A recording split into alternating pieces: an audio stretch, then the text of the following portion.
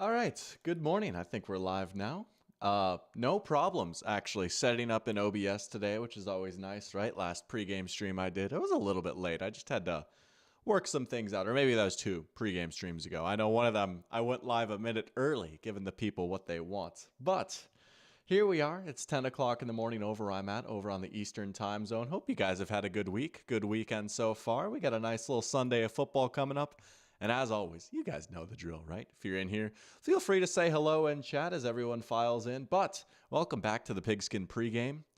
We've got a good one here today. We really do. I'm excited for this slate of football. You know, maybe the 1 o'clock slate isn't the greatest. Maybe there's a few clunkers, few games that don't have like the biggest implications, right? A lot of games between teams who both have losing records. We have a game that has the biggest point spread of the season so far in the 1 o'clock window. But man, that 4 o'clock window, oh baby, we got some good ones. And then the Sunday night game is looking pretty good too. And you know, there's one game in the 1 o'clock window that is actually very important for both teams playing in it. And there's another one that is just, it's going to be a close game. That's just how it is. It's going to be a close game, but we'll get to those in a little bit. But we got Pear Champ in here. Let's go. Welcome to the stream, Pear Champ. Good to have you back in here saying, hey, Doc, good morning. Good morning to you. I'm just going to go out and say it, right? Let's just address the elephant in the room. How was last weekend, man? How did that go? Man, we're all rooting for you. That was awesome. So I'm just going to go out and say it. But good to have you back in here, Pear Champ. Got a big game for your Packers here tonight. Sunday night versus Seattle. That'll be a good one. We got Laywell in here too. Let's go. Welcome back, Laywell. Saying good morning, Doc. Sorry I've been missing a lot of streams lately. Been pretty sick, but glad I can catch this one. Hey, no worries, man. You got to take care of yourself, right? Sorry to hear that you've been feeling pretty sick. I know there's some nasty stuff that's been going around these past few months, right? It's that time of year. People are spending more time indoors. You know, the seasons are changing, but glad you're feeling a little bit better. Good to have you back in here. We got Mile Marker in here too. Let's go look at that. Everyone coming through early. Mile Marker saying good morning, guys. And Doc, good morning to you as well. And hey, you want to talk about a big game here today? Oh my gosh. Lions and Bills. Whoo-hoo. Buckle up, folks. That'll be a good one. Man, those Lions, they just keep on winning. They have the chance to do something pretty special today, I think. We'll see, though. We'll see. We'll get to that. But you guys know the drill at this point. Let's warm our brains up. Yeah. Wow. Sorry. It's been a minute since I've used the Stream Deck, so I'm looking at the OBS and the YouTube, and I was like, wait, nothing changed, but I know why. Something did change actually, but. Getting to Immaculate Grid here. Warm our brains up. There we go. We got it pulled up here on our screen. Pear Champ saying the engagement was great. She loved the ring. Also gave her a ring pop in case she didn't like it as a joke.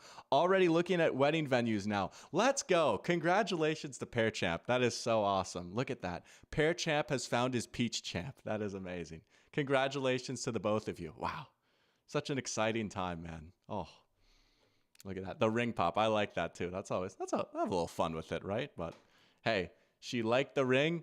That is good. That is good. So well done to Pear Champ. Look at that. We got our first engagement in the stream chat. All right. Immaculate Grid. We got a nice little grid here today. All teams. I always appreciate that, right? All teams. And hey, we got maybe the main characters of this week right here. Right here. We got Packers, Colts. We got Packers, Rams. We got Packers, Browns. We got Colts, Eagles. We got Rams, Eagles. We got Eagles, Browns. And we've got Colts, Patriots, Rams, Patriots, and Rams, Browns. Let's go. Let's go. All right, here we go. So where should we start off here? Immediately, we're going to get Philip Dorsett for Patriots, Colts, right? He was a first-round pick out of Miami for the Colts, then went to the Patriots, 4%. Let's go. That's a good little start right there, right? Try and keep as many of these in single digits as possible. Okay, let's see. I feel like Eagles and Colts I should be decent at, right? I know a weird amount about both these teams. I played with the Eagles a lot in Madden 11. That was the first Madden I had on the Xbox, so I know like that 2010, 2011 Eagles team pretty well, right? And I know the Colts pretty well based off of this year. And then, you know, my best friend growing up was a Colts fan, and we used them a lot in Madden. I want to say there's some good ones here for Colts Packers. Colts Packers. I know. Like who's there's like some obvious ones, right? I feel like there's like some defensive linemen or something, right? Colts, Eagles. We'll come back to that. Packers, Browns will get Seneca Wallace. There we go. I've always wanted to use Seneca Wallace. Bang, 3%. Let's go. Actually played in a few games for the Packers when Aaron Rodgers got hurt. That's awesome. All right. We've got Packers, Rams. We'll think about that. We got to catch up on chat here. Look at that. People congratulating all around. That's good to see. Oh, shoot. Jeff Saturday. There you go. You know what? Yeah, we'll give Jeff. I said something completely different than Jeff Saturday. Yeah, we'll give him a shout out. Yeah, we'll take the 37%. That is right. He made the Pro Bowl with the Packers, right? He was on that cracked Packers team in 2011 that went 15-1, right? That was his first year without the Colts. I think that might have been his only year without the Colts. That's a good one, though. Packers, Jeff Saturday. That's a great call right there. Look at that. People going all around. Josh Allen been on a tear. Let's see, where did I? Oh, yeah. Eating up with Josh Allen leading the charge. Hey, you know what? You might be in for another good week here today. We'll see how that game goes. But I do think, regardless of the winner, I think Josh Allen might be in line for another big game today. Oh, man, he's just been so much fun to watch. This MVP race, man. I think he's got the inside track now. I have him on one of my teams, and unfortunately that team missed the playoffs, which is like, dang. I really had that man drop like 52 points for me. It was like the most points ever by a quarterback in fantasy, and I still lost. Well, I didn't lose, but I missed the playoffs. I needed to outscore one of the other teams by like 100 points. I did make the playoffs at a few of my leagues, though. We'll get to that during the fantasy hotline. All right. Colts, Eagles. Colts, Eagles. Oh, Trent Cole. Bang. We'll get that one. That might be a little bit higher percentage. 2% Trent Cole? Wow. That's a little surprising. We'll take that, though. No problems with the 2% Trent Cole answer right there. Eagles, Rams. Okay. We'll get Jerome Harrison for Eagles, Browns, I think. Let's go. 2%. I think he only played with the Eagles for like 1 year, but Jerome Harrison went absolutely crazy at the end of the 2009 season I think it was. He had like a 200-yard game, and he had like another 180-yard game. He was one of those guys that just like won a lot of people fantasy championships randomly back in that year. He was a fantasy legend. That was before I even played fantasy football, but man, they used to talk about him on that Sirius XM fantasy radio show my dad and I used to listen to. He was a legend on that show. Josh got him into the playoffs. Look at that. Wishing his team the best of luck. Hey, he's playing some good football. All right. Patriots, Rams. We could get Brandon Cooks, but I feel like that's going to be a pretty common answer. How about Jimmy Garoppolo? You know, some people might put that, whatever. What? No. I swear he was on the Rams. I swear. Hold on.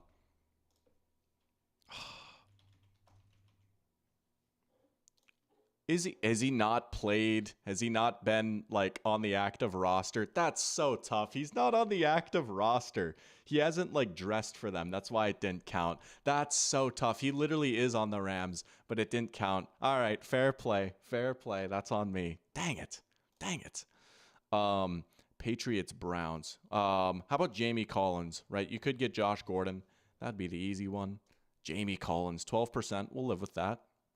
A couple of more here. Packers, Rams, Eagles, Rams. I mean, who are like some of the big names that the Rams got, right? When they would just like trade out all those picks, make all those big signings, right? I'm just trying to think like, oh man, why is this one hard? Not my best day today, but you know what? That's okay. We got 2 more guesses here. Whatever. We'll just get Brandon Cooks. We'll live with it. 45%. Oh, could be worse. All right. One more. Either Rams and Packers or Rams and Eagles. Rams and Packers or Rams and Eagles. Laywell's drawing blanks of the Rams. Hey, so am I. Like you'd think, right? For a team that like trades as much as they do and spends as much as they do, it'd be easy to think of like big names from other teams, right? But for whatever reason, the Packers is killing me. You could almost get Kurt Warner, right, for Packers Rams. But again, I don't think he actually made the Packers roster. He got like a tryout with the Packers or something, and he got cut after that. That would have been crazy. Kurt Warner, Packers Rams, but I don't think that would count. Oh, see, I mean, you could get Reggie White between these two teams. That would also be a very common answer, though. Dude, why is this one hard? You can't get like Aqib Talib, right? You can't get Eric Weddle for either team. Oh, dude, I recognize that name, John Hadel, right? Packers and Rams. He was like an old-time quarterback. Old-time quarterback. Let's go. Pair champ coming through again, as he always does. Nice little 6% John Hadel. I think I'm saying his name right. Maybe not, but you know, we missed on one. That was tough. The Jimmy G boomed us a little bit, right? We had one high percentage. Well, I guess two highish percentage ones. Nick Foles. Yeah. Nick Foles for Rams, Eagles. Yeah, totally. Thank you, Will. Welcome to the stream, Will, by the way. But we'll live with that. I've had worse. I've had better, but I've had worse. And you know what? That's okay. That's okay. Can't be perfect every time. All right. Yeah, that was a clutch pull, wasn't it?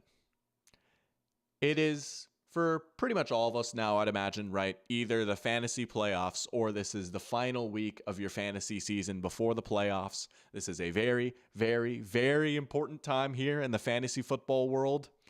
Let's jump into the fantasy hotline. Look at that. Game solved coming in right away with the good morning and a fantasy question. This man understands the assignment right here. Let's go. As I will be setting my own fantasy lineups and maybe giving a little fantasy update for how I'm doing in all my 5 leagues. But Game Solved asking to choose 2 of these wide receivers to start. We've got Zay Flowers at the Giants, Brian Thomas Jr. versus the Jets, DJ Moore at Vikings, or Jerry Jeudy versus the Chiefs. Off rip, I want to say Zay Flowers at Giants, right? I don't know. I mean, that's a pretty nice matchup. I mean, the Giants defense has really been struggling recently, and you know, Zay Flowers is still the top dog there, right? Deontay Johnson is just like sitting out of games and like not wanting to play, and Rashad Bateman's kind of, you know, topsy-turvy a little bit. Yeah, Zay Flowers seems like a good bet. I feel pretty good about that. I feel really good about this Ravens offense here. Yeah, they might run some with Derrick Henry, but I don't know. Lamar has kind of seemed fired up the way he's been talking the past few weeks, right? Got a fun little MVP race between him and Josh Allen. Maybe he's not thinking about that too much, but I don't know. I think the Ravens kind of open things up and come out firing today. They need one of those wins to like remind the league that like, hey, you know what? We are a Super Bowl contender. We'll get to that more, but I like Zay Flowers a lot. Jeudy is tempting, honestly, because you know what? This Chiefs team, their defense is good. You can get them a little bit, though, through the air. You can get them a little bit. Pretty much it's just throw to whoever Trent McDuffie is not guarding, right? Now, McDuffie might be on Jeudy a lot today. We'll see. We'll see exactly how they deploy him. But I've been liking the way that the Browns have been using Jeudy. DJ Moore has been a frustrating player this year. Believe me, I have him in like 3 or 4 of my leagues. He's been up and down. Brian Thomas Jr. versus the Jets. You know, you got Mac Jones at quarterback, which is a little scary, but also it might just be like 10 targets for Brian Thomas Jr. and maybe he pops one of them. That's really tempting. And it's not like this Jets defense has been particularly good since switching, you know, since getting rid of Rob Saleh. If you want to do Jeudy, I won't hold that against you. I don't know. I say play your man. I say play Brian Thomas Jr. I would say Flowers and Brian Thomas Jr. personally. But also, I've done so many people dirty with my fantasy advice this year. But that would be my advice personally. Laywell is playing against his buddy who started Cooper Kupp. Oh no, yeah. I have Cooper Kupp going. I had him go on Thursday in one of my leagues that I'm in the playoffs.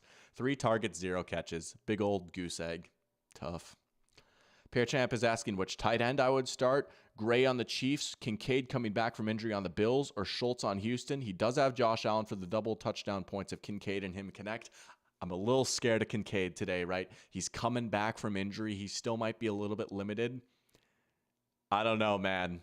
Brian Branch might be able to take care of him. I love Kincaid a lot. I really do. I think he's a great player, but he's coming off an injury. This is a deep Bills receiving room, and Brian Branch might erase him out of this game. I'd be a little scared of Kincaid, even though that stack is tempting. Dare I say Noah Gray? Dare I say Noah Gray? I don't know, man. I don't know. I know he's tight end 2 on the Chiefs, but that might be how the Chiefs, that's how they've been moving the ball, right? Is those short little passes. And Noah Gray is like a big part of their offense. I don't hate Dalton Schultz either. I might say Noah Gray. Screw it. Maybe he finds the end zone today. Yeah, another pair champs going against Cup in the playoffs too. That's big. That's big. Well, this league is actually not in the playoffs yet. This is the final week of the regular season for this league. And I tell you what, I suffered a bad loss last week. I believe it's the top 4 teams make the playoffs, if I'm not mistaken. Let me look at the projected bracket here. It is. Only 4 teams make it in. My team has been pretty good all season long, but all of a sudden, out of nowhere, here I am fighting for my playoff life. Right here. I got to win this game to get in, I think, right? The team that's right behind me, if I'm not mistaken, I am playing them this week. I am. So I kind of need to win this game. I think I'm going to stick with my lineup for the most part. Kyle Pitts has been killing me, but it's not like there's any other good tight ends out there right now. Shakir versus Detroit is tempting, but it's so hard to move any of these receivers. Do I keep Aaron Jones in versus the Bears, or do I swing big with Bucky? Nah, he still might be limited. Man, he killed me last week. He played like 3 snaps. I'm going to stick. And then let's go to the league that I got eliminated in. We're playing for pride, boys. We're playing for pride. Yeah. Oh, yeah, I'd cup in this league too. That's awesome. I'll probably just stick with this. Whatever. We're tanking at this point. Nah, we're honorable. We're going to try and win. We're gonna just pull this up in advance. This one, I think I'm also eliminated. 6 and 8. Yeah, I got off to a hot start, but then just kind of fell apart. I had to play Algier last week. Some injuries, some buys, right? We'll put in Nico for Hawkinson. Algier, surely. Yeah. Put in Jonathan Taylor. Easy enough, right? All right. We've got that lineup set here now. Here we go. Here's where things get interesting. So this team, I've been gassing up all season long, right? This is one of my dynasty teams. I've been in this league for a few years now, right? And man, it looked like things were really coming together this year with how this team is looking. But Cooper Kupp with the big old goose egg, all of a sudden, a little scary here. Could get upset in the first round of the playoffs. Tempting to maybe take a big swing with Jameson Williams. I can't do it, right? I can't take out any of these receivers. I'm just going to have to hope that these guys go off here, because I tell you what, I'm now projected to lose. I had Cooper Kupp and my opponent had Puka. That's just brutal. That's just brutal, right? Can't be having that. Here's where things get really interesting. This is the infamous 2-quarterback league, right? Last week, I had Anthony Richardson on a bye. I was praying on Jared Goff's downfall, and I needed David Montgomery to go crazy, right? I was like, I pretty much need to win to get in, right? No, I got some help. I lost, but Grant pulled off the upset. I got some help thanks to Jamar Chase, and against all odds, despite having to go without a quarterback for multiple weeks, I am in the playoffs. Can I pull off the upset? I kind of like my chances. I don't know. I think my team might be able to go off here today. Bucky Irving scares me, though. He's questionable, right? Barely played last week, but he's been a beast when he's been healthy. Man, I hope he plays. I'm taking kind of a risk playing him. I could put in Chubb, but I don't know. I do got to give him a Michael Irvin pep talk, right? I'm trying to remember what exactly that clip was, but I know exactly what you're talking about. He's like, that clip always cracks me up. But yeah, this is a big one. I don't know. I think I can knock him off. I think I can pull off the upset here in this league. And, once we do that, it's anyone's game, right? We're doing a competitive rebuild, but we're looking pretty good. We'll take it. But that's the fantasy update right there. A little fantasy hotline action. Laywell's a Noah Gray truther. Dude, he's good. He's definitely one of the better tight end 2s in the entire NFL. When Kelsey does hang it up, maybe they'll bring in someone else just because they do like having multiple tight ends out there. But he could be decent tight end one. I'm not saying he's going to like waltz in there and go for 1,000 yards when Kelsey retires, but now he's a good player. I like Noah Gray a lot. Pearchap asking, do the Chiefs finally get more than 30 points in a game for the first time this season? They will say Manny wishes, but he wouldn't bet on it, to be honest. Let's talk about that. This is a perfect segue to the Sunday slate, right? Again, like I'm saying, we got a good one here, right? Maybe not all the 1 o'clock games are looking the best, right? Maybe not. Maybe we don't have the most star-studded matchups ever. But I'll be darned if we aren't going to have some good football even in the 1 o'clock window. We'll get to the 4 o'clock window when we get there. But we are going to talk about every game, as we always do, right? This is the NFL. Every game matters, even the sloppiest of slop. But I tell you what, this first game maybe isn't exactly slop. This game could be interesting. We've got the Cleveland Browns hosting the Kansas City Chiefs. Oh, the lucky, lucky Chiefs, right? What will it be this week? How are they going to win this week, right? Last week, they won the division on a doinked-in field goal, like a 30-yarder that they doinked in, right? The Raiders fumbled the snap near field goal range, right? I mean, they've just found hilarious ways to win. I don't know. Again, my whole spiel, like, whatever, I get it. If people want to hate on the Chiefs, I get it. They've been good for a while.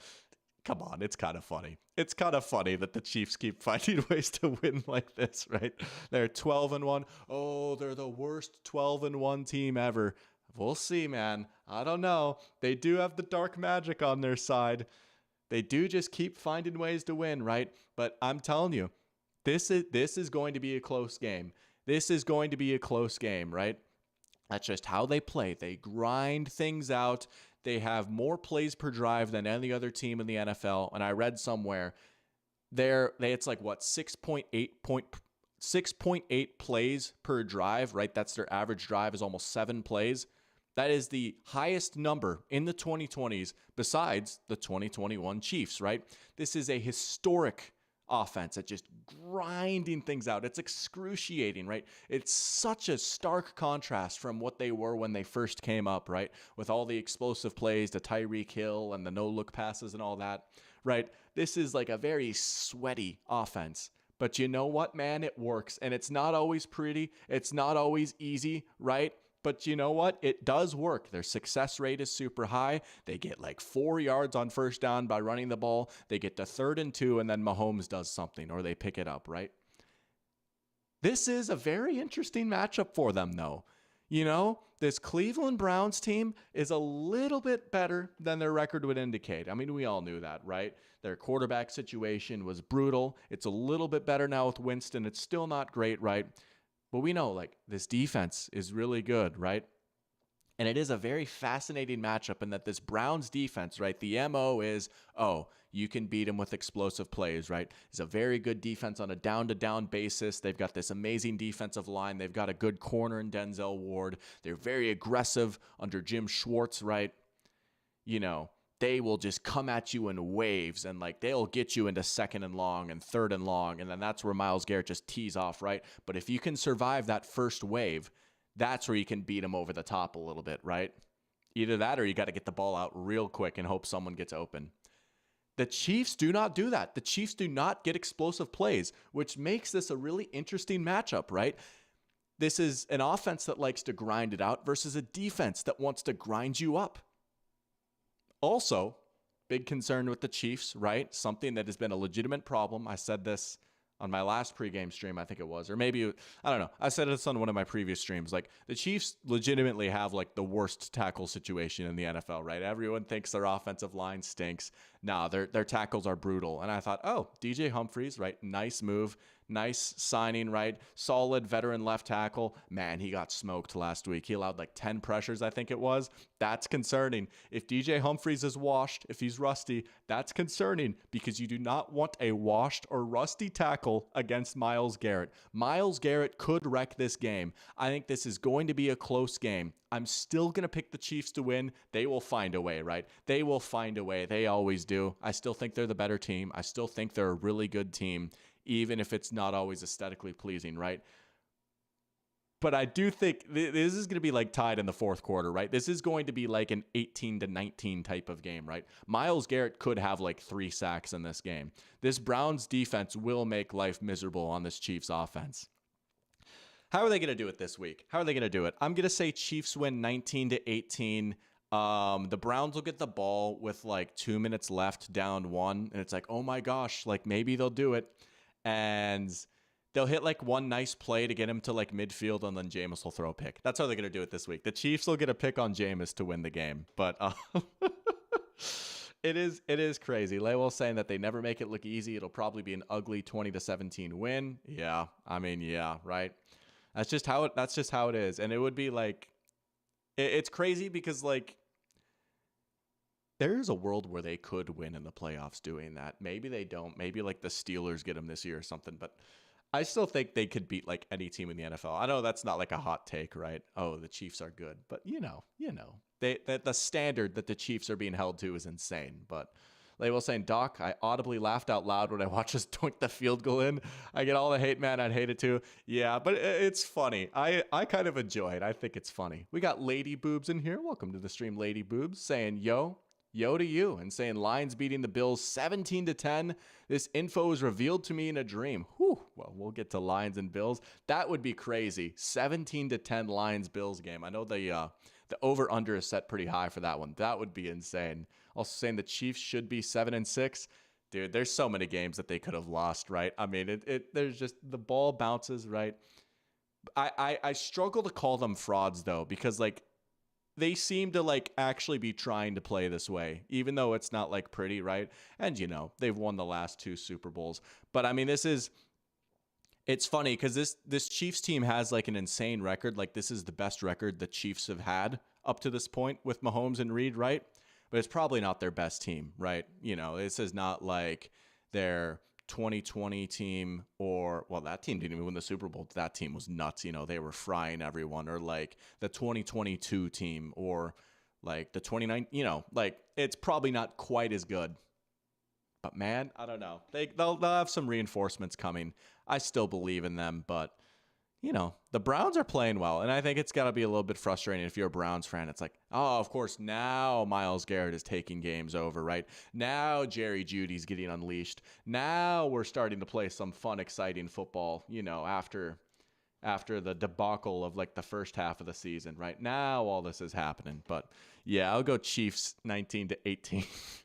Parachamp saying the Chiefs will win with only field goals. That would be good. That would be a good one right there. I would find some amusement in that. I don't know. I just think it's so funny. No, that 2020 Chiefs team was nuts. I mean, they had a pretty good defense, and that offense was just disgusting. I mean, that is one of the best offenses I've ever seen in my life. I mean, my goodness. That was like maybe Kelsey's best season, and they still had Tyreek Hill. And I mean, I have a whole video about how they were just frying people and how that more or less changed the entire landscape of how defenses play in the NFL, right? I mean, that was a fun team to watch, man. They were on my TV every week. I loved that team so much. All right, on to the next one. Here we go. Now we're starting to dive into the mud a little bit. This is a game. This is a game. Those darn Bengals are still alive somehow. They are still alive. They went into Springfield and they beat was it Bart or Homer Simpson, right? They went in, they beat Homer Simpson. Lisa Simpson went off for the Bengals last week, right? Here we go. Bengals Titans. Yeah. You know, Brian Callahan revenge game, right? The Bengals are fun. They are fun. They'll give you some fireworks, right? It'll be, Jamar Chase 60-yard touchdown, right? Like, there is some fun to them. I don't think either of these teams. I mean, the Titans are like, if they're not eliminated, they're about to be, right? Titans have kind of had a rough go of it this year a little bit. Vibes maybe not the best there either. They did have that nice win against the Texans, but and they got walloped by the Commanders, and then they played the Jags, and it was a 10-6 game. But the Bengals, I mean, it's been the same story all year, right? The passing game is sick. What else? You know, maybe you can scrape by the Cowboys with a sick Jamar Chase game, and, you know, you could beat the Raiders, right? But, like, they just...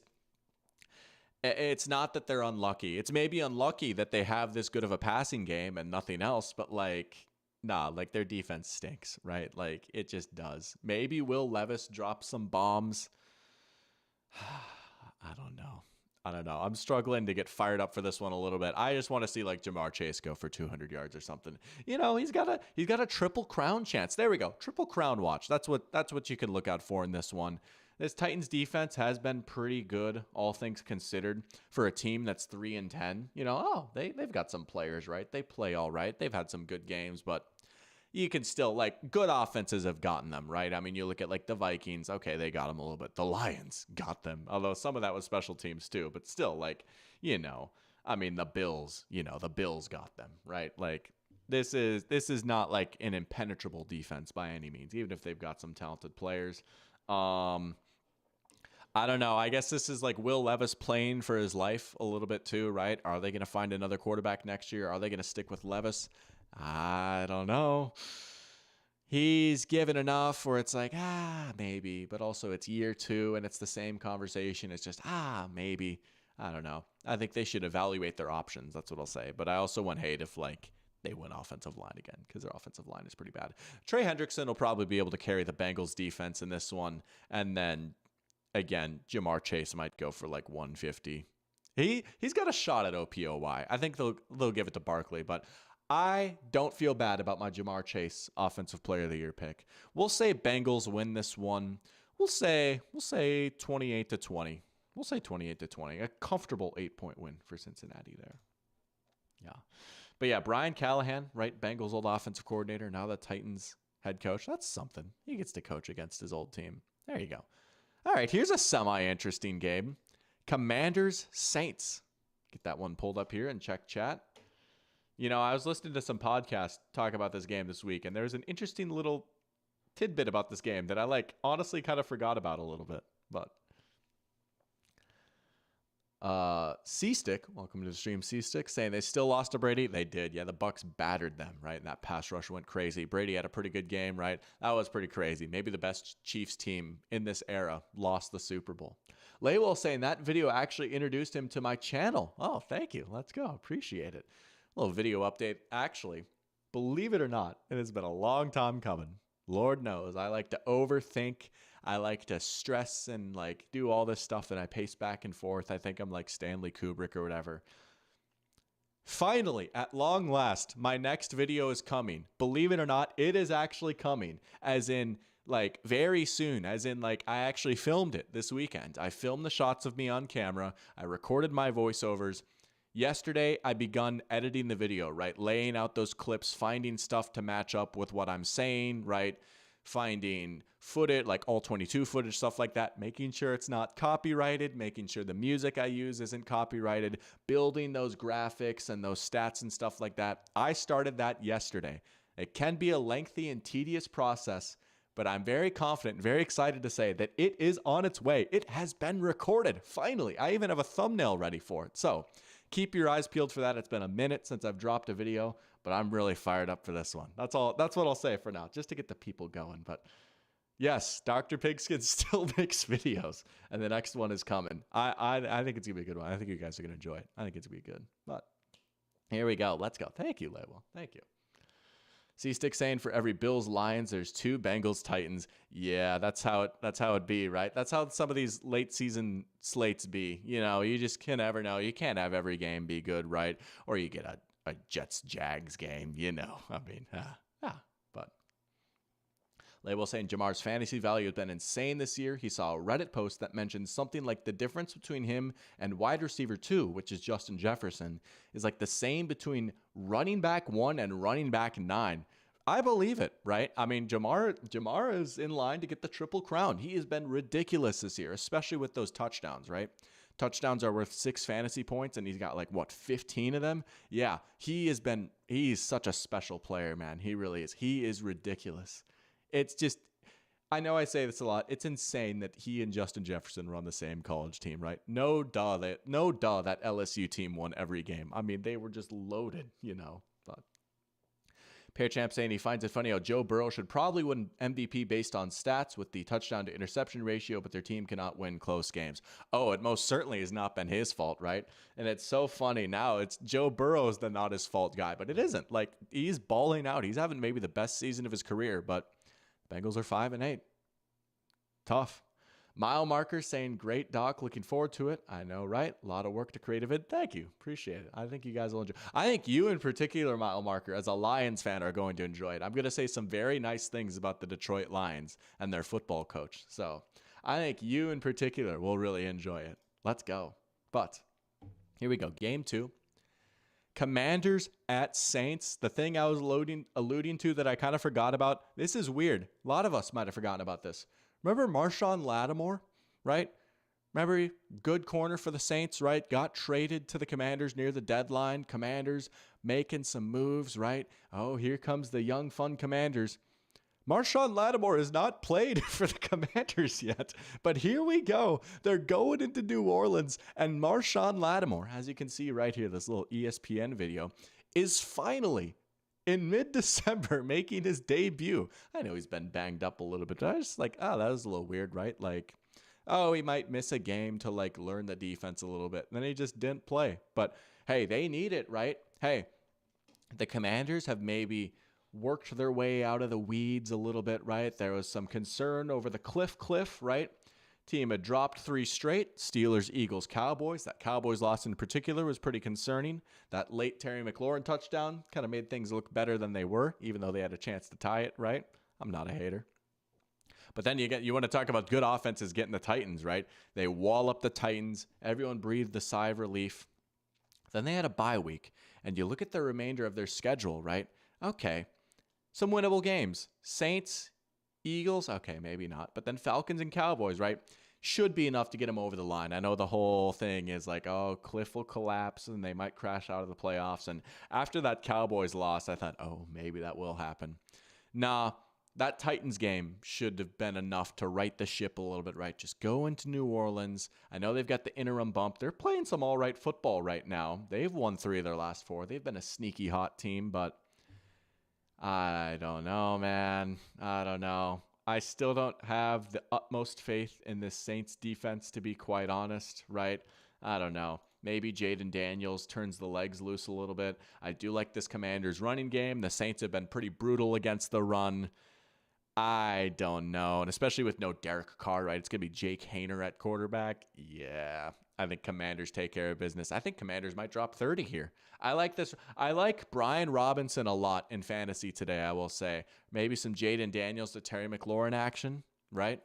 I like this Commanders offense versus the Saints defense here today. We'll say Commanders 31, Saints 21. How about that? Look at me picking the Commanders. How about that? I am eating crow with the Commanders. I accept it. I said they were going to be the worst team, and instead they're going to make the playoffs. But you know what? That's what makes this league fun. That's what makes this league fun, right? Sometimes I'm wrong. Ain't nothing wrong with that. One of my most popular videos, I say, guys, the Commanders screwed up. But we got Jack in here. Let's go, Jack. Welcome to the stream. Saying Shannon Sharp. Never changed, man. Oh, never changed. Big game for the Seahawks here tonight. Big game in Seattle. That should be a good one. I think it's in Seattle, right? Should be. Laywell saying, was actually hoping the Chiefs would have traded for Lattimore before the Commanders ended up getting him. Yeah, I mean, they could have used him, right? With some of those injuries at corner, right? You're missing Jalen Watson, looking for that Snead replacement. McDuffie's been great, but outside of McDuffie, secondary's a little suspect. Haven't been able to really generate turnovers, right? That would have been a good move for the Chiefs. I feel like they could have pulled it off, but Commanders got him instead. Outbid him. All right. Here we go. This is what I was alluding to earlier. This, believe it or not, sorry, my mouse is being a little weird. Or maybe it's my desk. This right here is the biggest spread we've seen in the NFL so far this season. The Baltimore Ravens are 16.5-point favorites over the New York Giants. 16.5-point road favorites over the New York Giants. It's going to be Tommy DeVito again. There's no Daniel Jones, and Drew Lock is injured.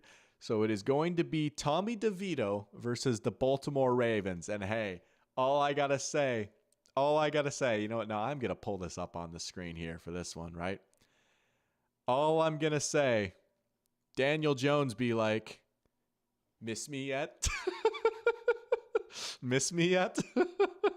You know, again, Daniel Jones is not very good. I'm not going to sit here and tell you that. But man, the Giants are like noticeably worse without him at quarterback. Like, I'm sorry, like Drew Lock, maybe this isn't a high bar. Daniel Jones is better than Drew Lock and Tommy DeVito. It has to be said. Miss me yet?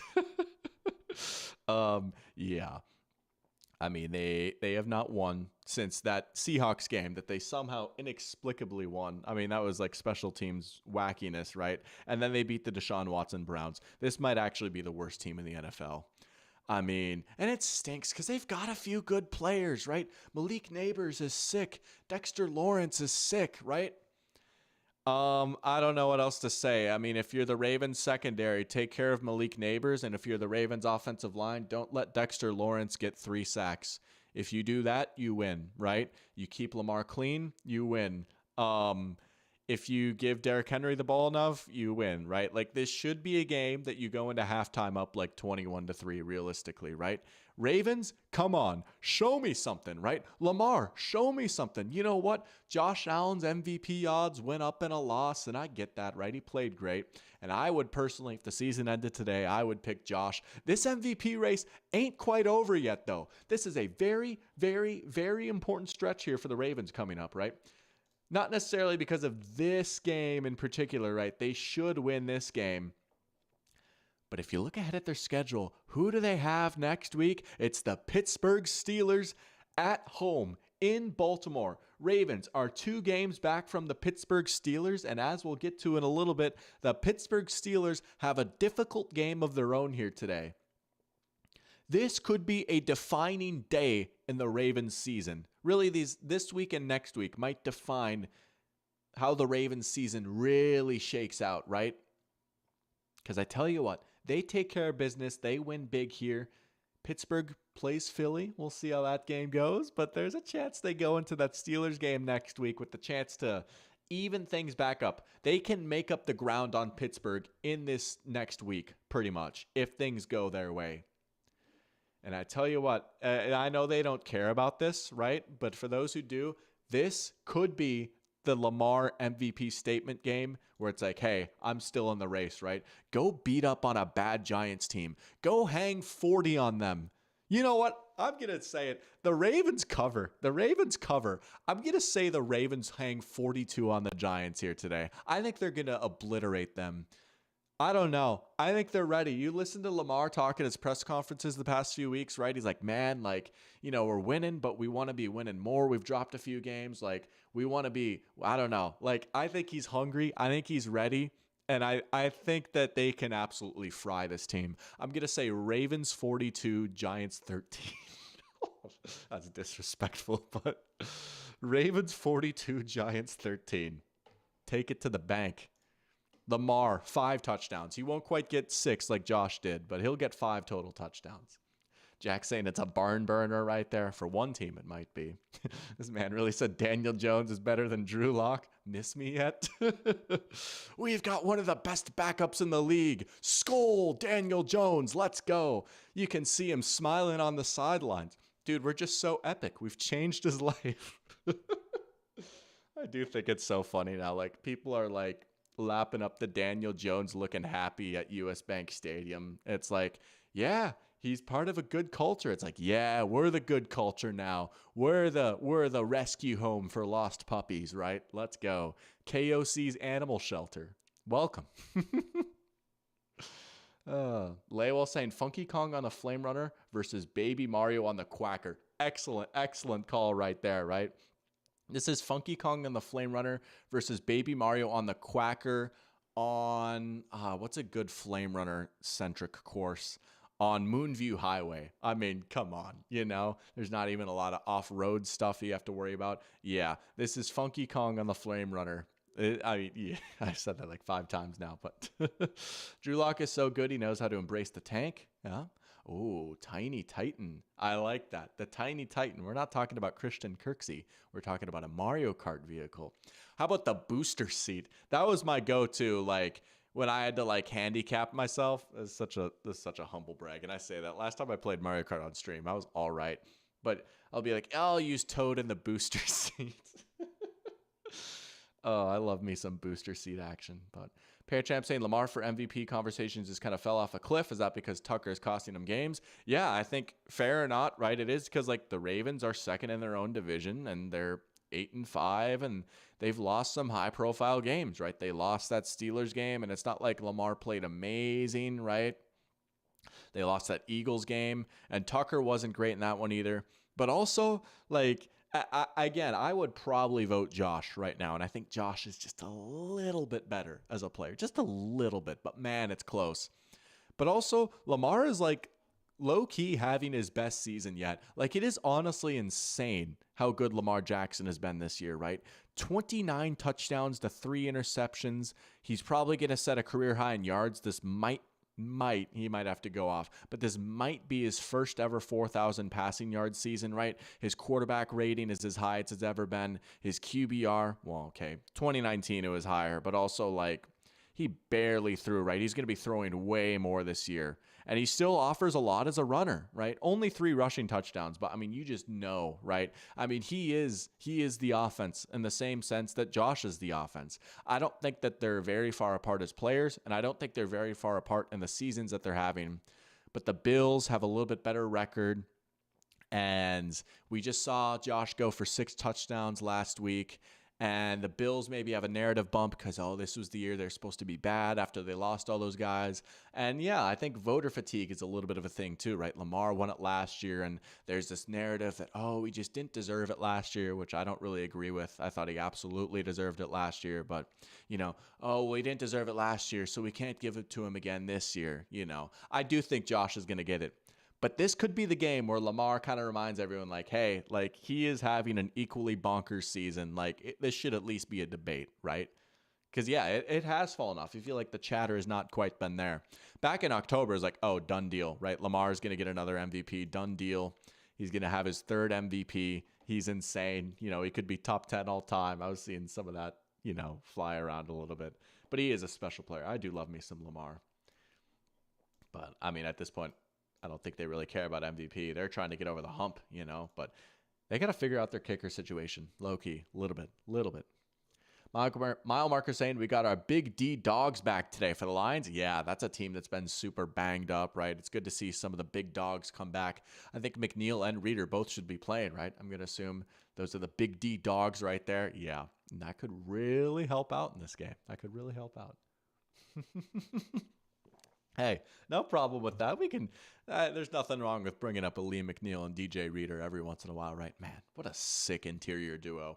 I was sick to my stomach when the Lions got DJ Reeder. I wanted him on the Vikings so bad. I was like, no, he was supposed to be ours.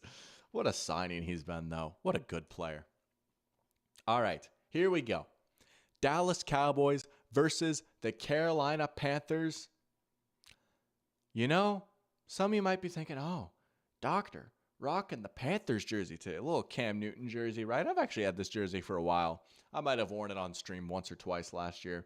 Love me Cam Newton. One of my all-time favorite players. I absolutely loved Cam. I love those Panthers teams. Right? The Vikings aren't playing today, so it's like, okay, it's a chill little Sunday, right? No Vikings. I can rock whatever jersey I want. I thought about wearing my little John Elway shirt. We'll get to why I didn't wear that in a sec. The reason I'm wearing this jersey, though, is because for the first time in about 2 years, for the first time since late December of 2022, the Carolina Panthers are favored in a game. The Carolina Panthers are favored by 3 points. The Carolina Panthers are favorites. It's been 2 years.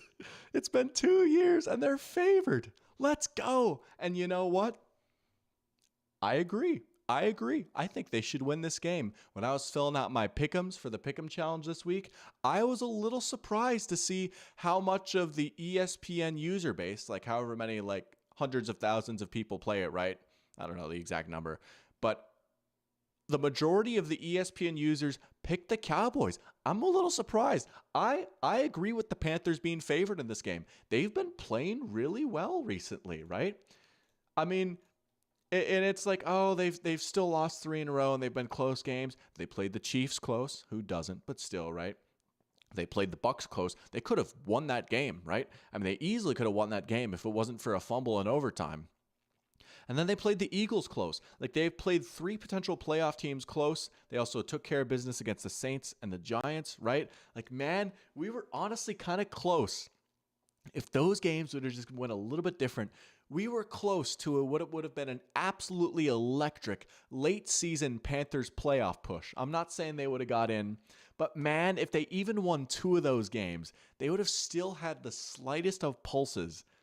And Bryce Young is just playing so well right now. It's so cool to see, right? I mean, man, it's such a shame that they've changed the criteria for comeback player of the year, that it has to be injury now. Because honestly, you could have made an excellent case for Bryce Young to be comeback player of the year this year, right? I mean, he was bad last year, right? And then he got benched this year. I mean, it looked like his career was over. Like, a month into the season, he got benched and he didn't look good. And it's like, that's a wrap. That's it. They're going to take another quarterback. They put Bryce back in, and man, ever since he's re-entered the lineup, he has been balling. He looked like the guy that he was at Alabama. He looks like the first overall pick.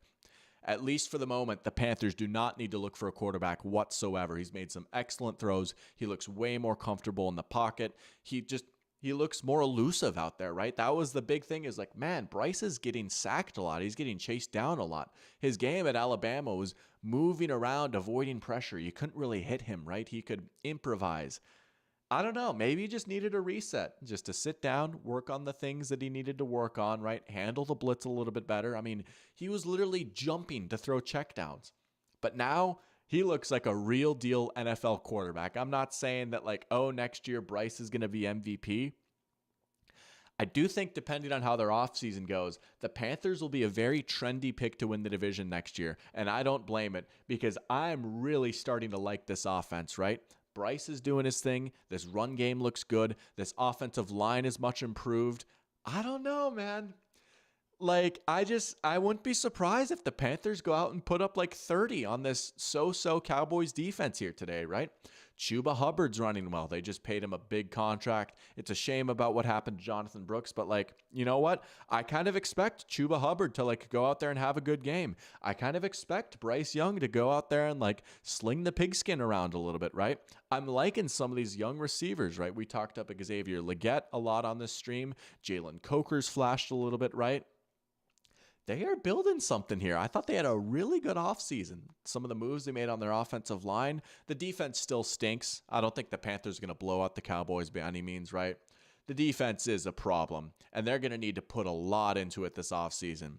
CeeDee Lamb should be able to get his against his defense, right? Even with Cooper Rush out there. Rico Dowdle's been running the ball pretty well, right? That's a little bit of a concern. No Derek Brown. You know, this run defense isn't great.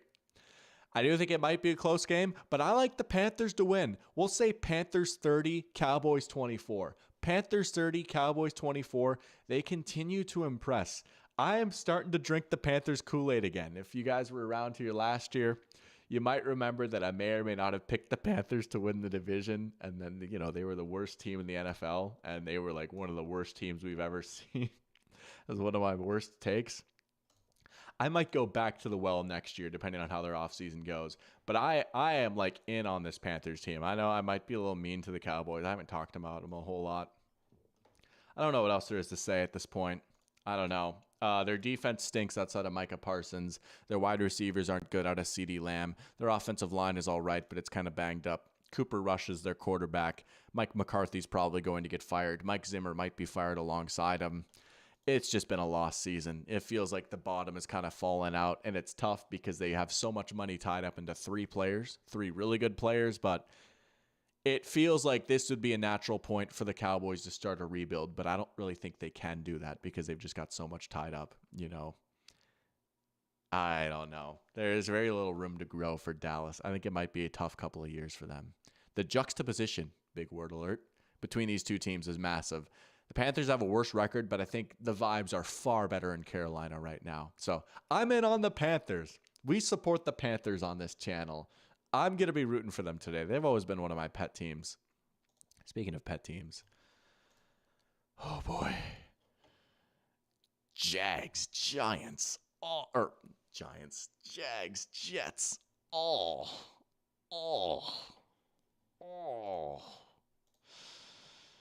Not even just the Jags, it's the Mac Jones Jaguars. Oh. All right. I guess Aaron Rodgers can pad his career stats a little bit, right? I mean, I feel like it's kind of over for him in New York. He's not bad by any means, but it's clear he's not like the player he once was. You know, he's like almost 40, or he is 40, and he's just maybe not fully bought in, and there's all this stuff going on. We don't need to talk about this a whole lot. Brian Thomas Jr. fantasy points, right? I mean, what else is there to say, right? I mean, I hope Brian Thomas Jr. gets me some fantasy points. I know I was saying game solved. You should play Brian Thomas Jr. Maybe they just dump it off to him. He houses one, or maybe they just say, screw it. He's down there somewhere. He goes up and catches it, right? Yeah. Mac Jones is the greatest Jags QB since Mac Jones. You know, it's so hilarious. Like, the Jaguars almost beat the Vikings about a month ago. Although that was the ultimate Sam Darnold bozo game. I mean, he just threw like 3 red zone picks, and that's what kept him in, right? Buster Brown was out here getting interceptions.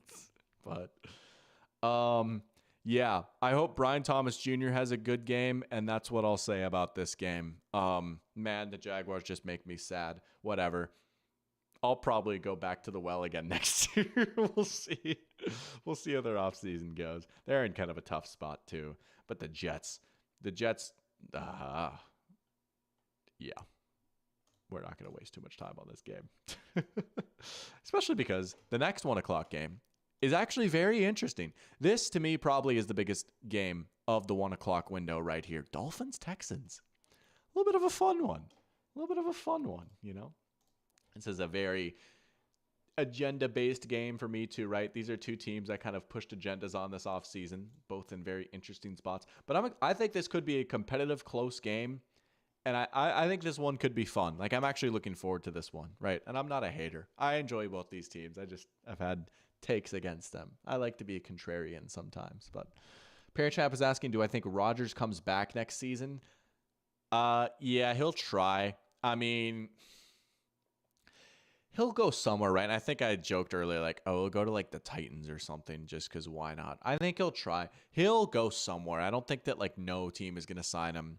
But I also don't think that like if he does like hit free agency, or if he asks for if he's like publicly available for a trade, like, I don't know. I don't think the Saints are going to be like, oh, we need to get him, you know, right? They're not going to be like, yo, let's go. Aaron Rodgers is out there. So I don't know. I think like washed Rodgers on the Titans or something. I mean, he's not washed yet, but he's getting there. He will be. I'm sticking with the Titans prediction. I just can picture him. Like, you know, like those TikTok edits with I used to rule the world, you know, like he'll make his way on there in a Titans jersey. No, he's not, Jack. We're good, bro. We're good. I know that's the prophecy, right? And that would have been fun. But nah. We're good, respectfully. We'll pass. We're all right. Parachamp saying, let's go, Finns. Keep the Colts playoff hopes alive so Houston can complete the prophecy and lose out on the winning division. You have been on that beat all season long. Maybe not. Well, I mean, for like over a month now, right? Let's talk about that. You know what? I'll talk about the Colts and Broncos game next, even if that's the one that's not. Oh, it is. Okay, that's perfect. These two games go hand in hand together beautifully. The transition from this game to the next game is going to be fascinating, depending on how this game plays out, right? Miami is out here. They are fighting for their lives. They are barely clinging to playoff hopes. They eked out a win against the Jets last week in overtime, managed to pull that one out. They're still hanging by a thread. They've been pretty hot, right? Ever since Tua came back, the offense has looked a lot better. They've been able to piece together 4 wins in their last 5 games. Where is this Dolphins team? It's probably about the team it was a year ago, right? They've got a good offense. They've got some good talent. McDaniel's good enough, right? But I still do think like, they went into Lambeau and they got thumped. They still got swept by the Bills and Tua played in both those games, right? Like, like if you take away the few things that they're good at, you can kind of get them. But I don't think they're like bad. I mean, when Tua was out, they looked like maybe the worst team in football, right? They're not that, If Tua played the full year, yeah, they might have got the 10 wins. They might have made the playoffs, but I don't think that they would have been much different from like the previous few years. Like, they're just not quite there, I've beat that point to death at this point, but they're still alive. And they're an interesting matchup for Houston, which is a team that was a darling going into the year, rightfully so. A lot of good talent, right? CJ Stroud, young and exciting, some good wide receivers, and then they bring in Diggs and Joe Mixon and Danielle Hunter, right? A lot of potential, a lot of excitement around this team that had a fun year last year. They are 8-5, so you don't want to sound the alarm too much, right? It's kind of funny. Like, they have the same record as the Ravens. They're not quite there, though. I mean, let's be honest, right? I'm not trying to be mean. And I believe me, like, this is a personal issue for me because a few years ago, my favorite team was called this, right? The F word, frauds, right? That's a little mean. But also, I mean, they're, I don't know. They've got some problems. The offensive line is not great. The defense is talented, but not as good as you might think it is. Their pass rush is insane, and Stingley's really good. But also, that's 3 players out of 11, right? And we saw them get bombed to death by Will Levis, right? We saw the Lions try their hardest to lose. We saw them try their absolute hardest to lose, and they still won, right? 5 picks, and the Texans still lost, right? They lost to the Jets on Thursday night. They got taken to the woodshed by the Minnesota Vikings. So, they're not quite there. But, man. But they're 8-5, right? They'll make the playoffs, probably. Here's the thing, though, and here's what I'll say, right? I lean Houston in this one. I think I picked Houston in the Pick'em Challenge just because, I don't know, Houston's edges versus this Dolphins offensive line, yeah, that gives me a little bit of concern, right? And I'm just still a little skeptical to trust Miami. Maybe I'm a hater, whatever. Still a little skeptical. Here's what I'll say. Here's a chance for Houston. This is a big spot for them to prove that maybe they are a good team. Maybe they can get hot. Maybe they can go on a run, right? They're coming off a bye week. They've had some chances to retool, right? They've been eking by some not so good teams, right? Here's a good barometer. My take with the Dolphins has always been, you know what? Good teams can get them.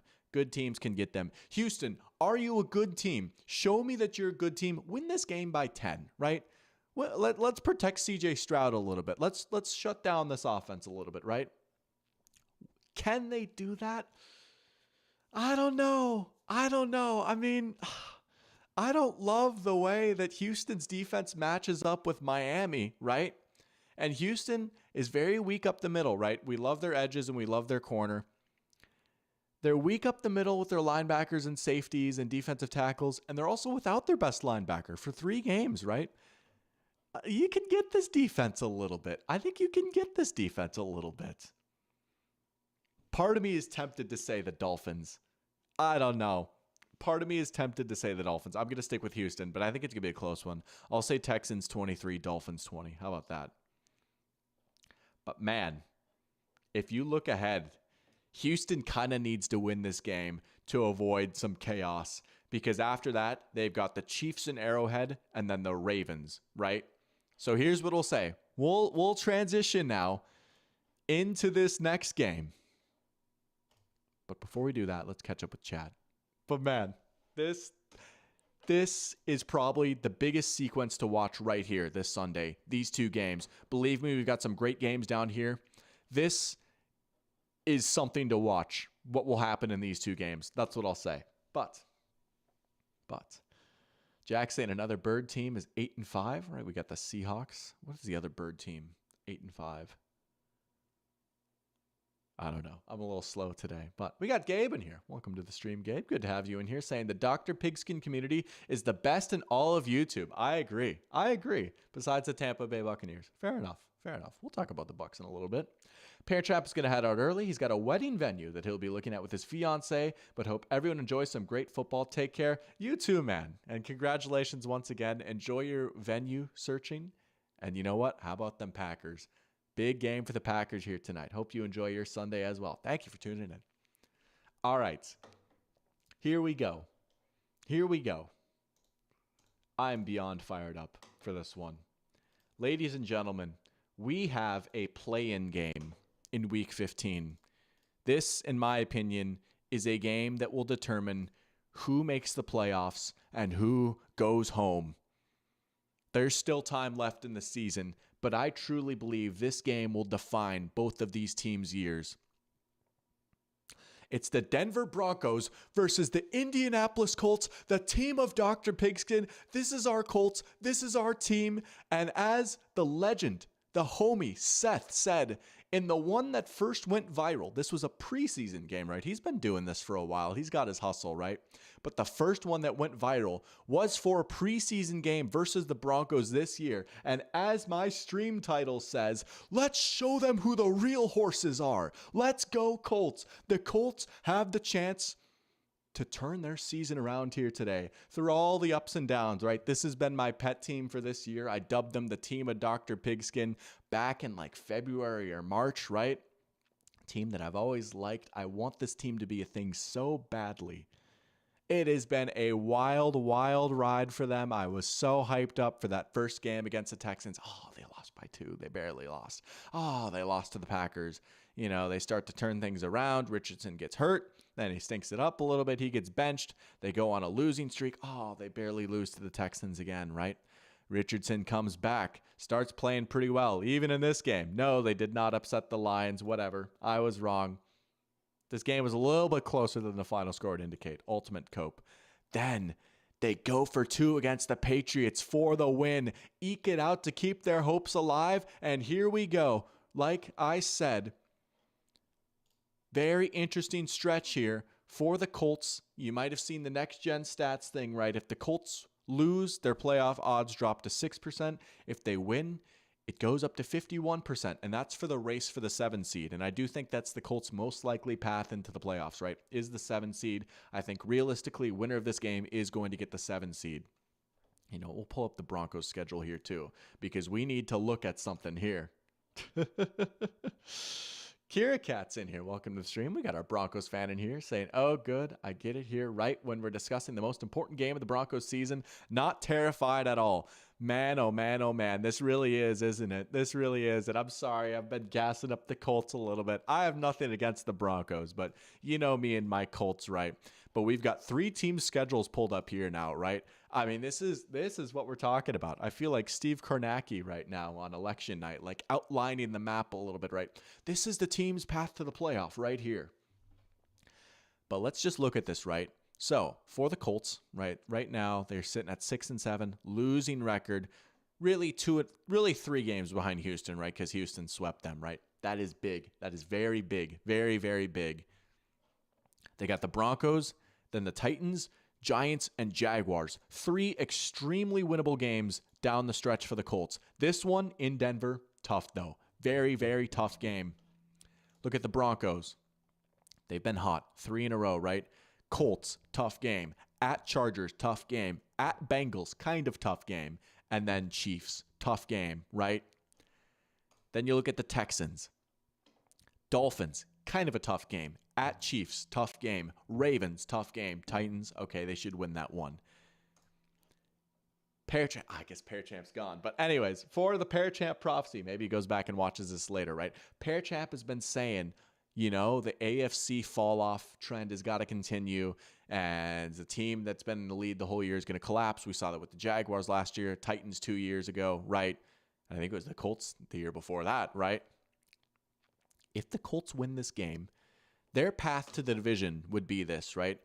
If the Colts were going to win the division, they would need to win out, and then the Texans would need to lose 3 of their last 4, right? That's how they would do it. These two, I think it's likely they would both lose these, right? This game is important. So that's why I'm saying these go hand in hand, right? This game wraps up, then this one's going to start. If the Dolphins win, If the Dolphins win, then all of a sudden, this game becomes a little more interesting, right? And if the Colts can win this one, they might have a shot at winning out. And Houston, if they lose this one, they might have a shot at losing 3 of their last 4. I'm not saying this is going to happen. I think it's more likely than a lot of people would think that Indy can steal the division. I think it's possible. As for Denver, yeah, they got to get a win here, right? I mean, I do think they could still win one of these games. Like, I think it is reasonable to say, hey, Denver might go 2-2 in this stretch. Like, I think they can get the Bengals. This at Chargers game is going to be massive, and maybe the Chiefs will be resting starters at this point. Like, I do think it's feasible to say, like, yeah, there might be 2 wins in here. But man, this game just means so much for both these teams. This is one of the highest leverage games of the season. That is what's at stake here. There is so much at stake in this game. I'm unbelievably fired up for this one. So who's going to win? Denver's 4.5-point favorites, and I honestly understand that. This Denver defense is for real. They've been so good pretty much the whole year now, right? And again, what they're doing on offense has absolutely been working. Bo Nix will give you just enough, right? He's had some nice throws in him. That throw against the Browns was pretty sick, right? I've been a little bit skeptical of Bo Nix, but also you can't deny that this offense that exists with Bo Nix and Sean Payton and the offensive line, all of it, Bo Nix is a part of it, right?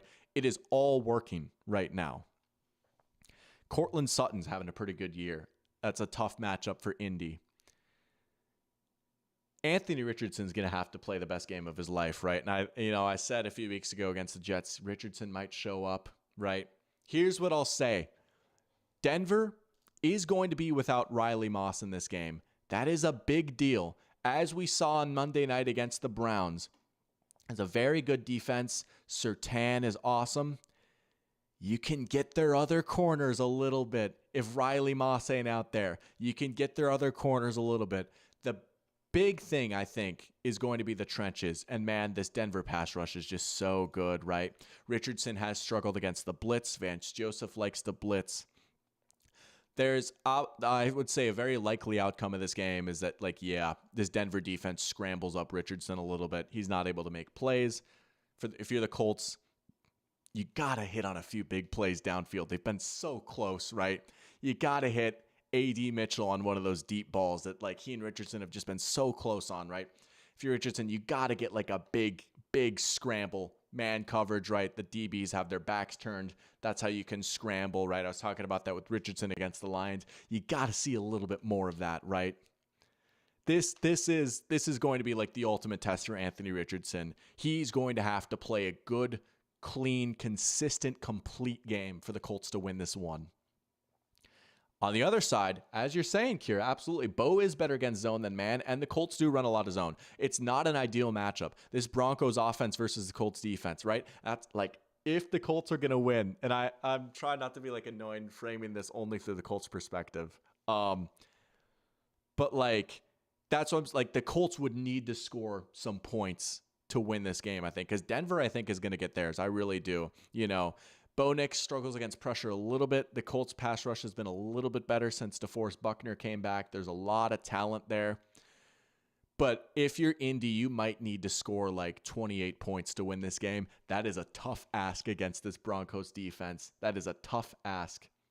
Kiercat says he thinks that Chris Abrams-Drain is going to start opposite PS2. I can't lie. I don't even know who that is. I know they are having more or less open tryouts for CB2, right? They brought in a few different guys. You can't have Levi Wallace out there, respectfully, right? I mean, he just got cooked last time they played. Both these teams are coming off buys. We have 2 very good coaching staffs going at it. Maybe not Gus Bradley, but whatever, right? But Shane Steichen, Sean Payton, that's a great matchup.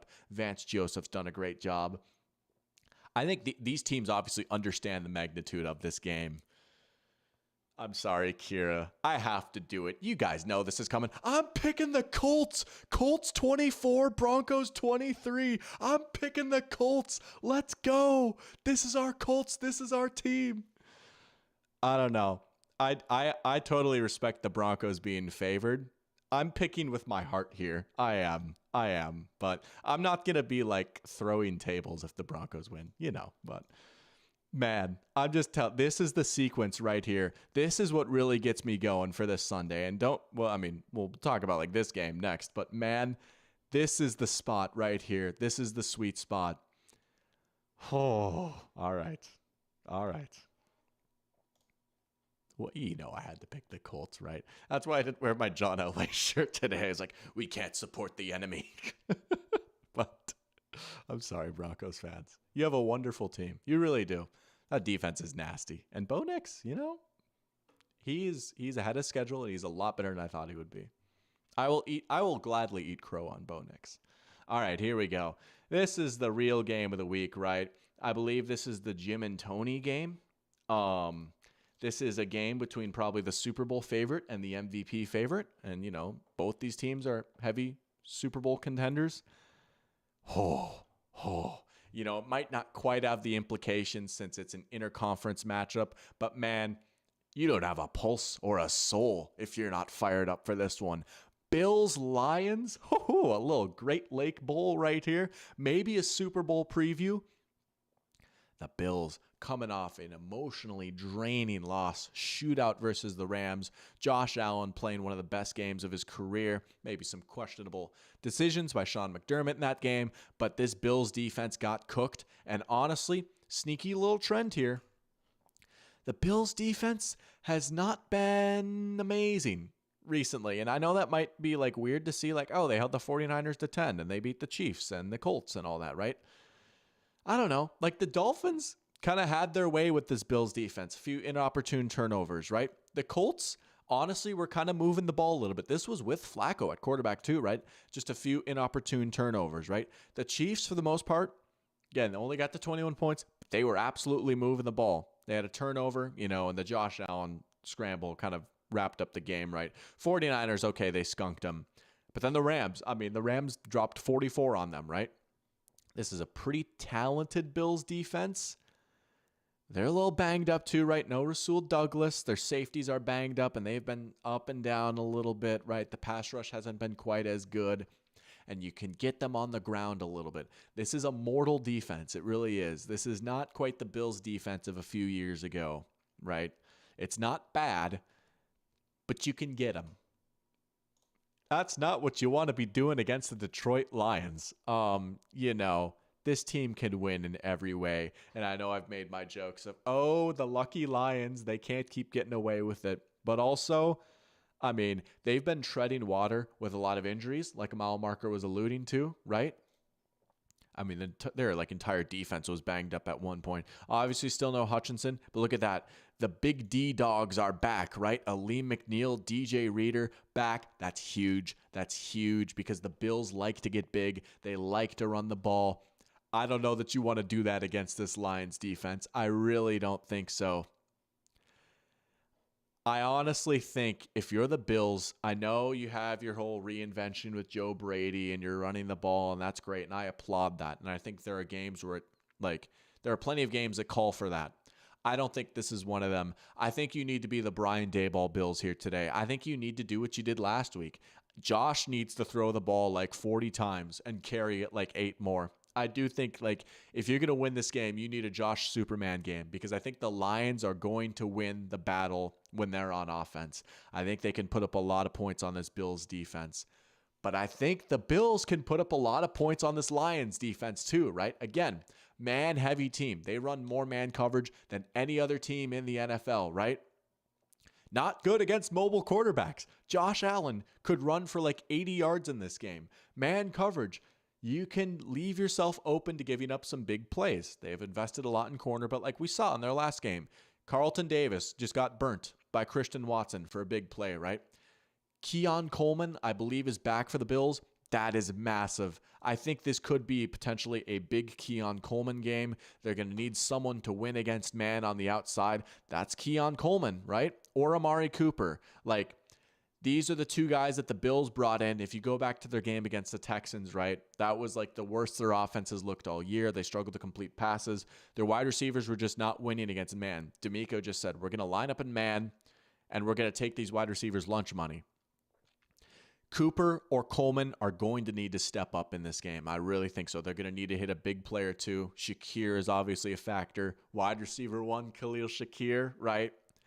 Kincaid being back is nice too, but I don't think it's going to be a big tight end game. You know, these safeties for the Lions are just so good. I think they can take that away for the most part.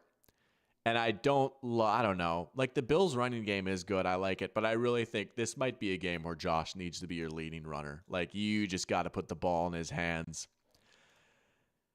It's a close one. And there is a world where I think Josh Allen's Superman mode can win the Bills this game. But I don't know. The Lions are coming off a quasi-bye week, right? They played on last Thursday, so they have an extra half week of rest.